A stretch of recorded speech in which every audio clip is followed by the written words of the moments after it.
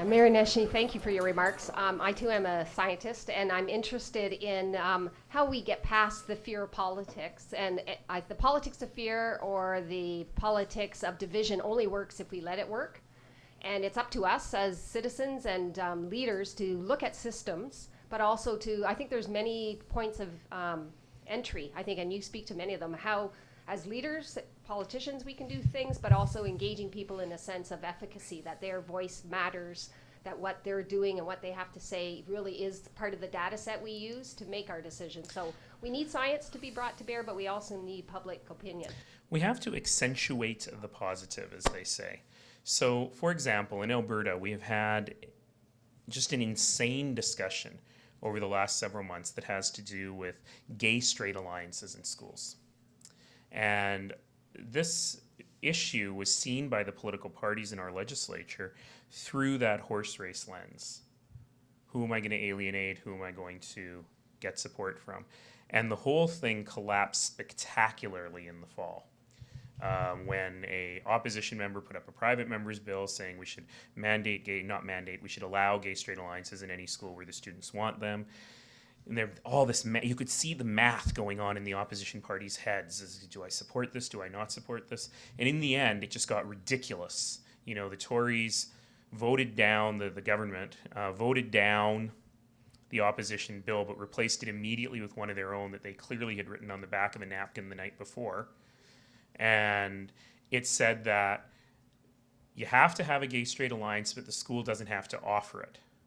So if your school refuses to offer it, then you can take your school to court under this act. So some 15-year-old who's worried about being bullied will now go to court in order to have the right to have an after-school club. So the thing got ridiculous. Ridiculous in ways you can't even imagine. And I got up and made a speech saying we're looking like hillbillies to the rest of the world, and then I got in trouble, but that's okay. I'm used to that. But the biggest thing for me was a very simple question that was raised by many citizens and that I also raised, which is we have a group of young people who have a suicide risk 3 to 10 times the risk of the average population, where 1 in 3 of them attempt to take their own lives.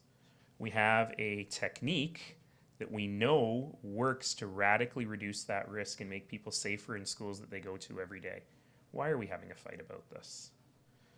And what ended up happening was that the government, which I'll remind you has a crushing majority, 72 out of 87 seats, reconvened on Monday without telling anybody on the first day of the new sitting of the session, put forth an amended bill which was identical to the bill they had voted down in the fall, and it passed almost unanimously. Which is great. It's great. It's a great day for standing up and doing the right thing by all children in our community.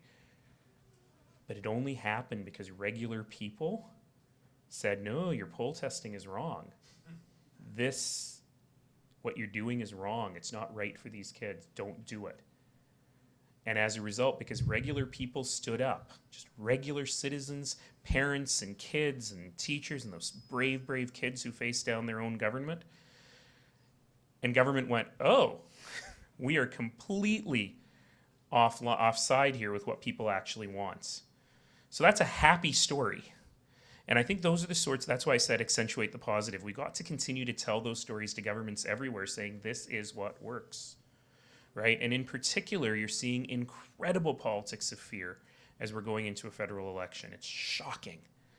But they're only doing it because they think it'll work. The best way to keep them from doing it is to show them it doesn't work. And to go back and say, this is not the world we want to live in. Yeah, there's no cameras here. I'll just say something else. We've had a remarkable week out here in the Maritimes, where the NP for New Brunswick Southwest said some really boneheaded things. But the most interesting thing to this about this whole situation about the whiteys and the brown people to me, by the way, I'm going to be on Rick Mercer next week, and he and I are starting a new series called Whitey and Brown People. It's going to be awesome. It'll be like a cop show with witty political commentary. It's going to be awesome.